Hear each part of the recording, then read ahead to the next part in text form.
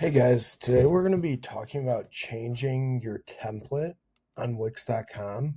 So you actually can't change your template directly on the page you already have, but what you can do is make a new page with a different template like I did here. And so we have to go to design site.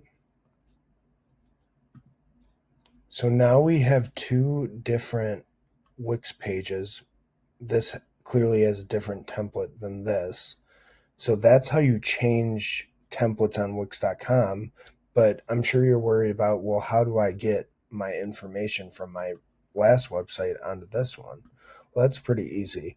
You can actually copy and paste entire pages. So if we go to manage pages and click on the three dots here next to any of the pages, as you can see, we can click copy, go to our new template, manage pages here, right click, and you can see paste and apply site theme.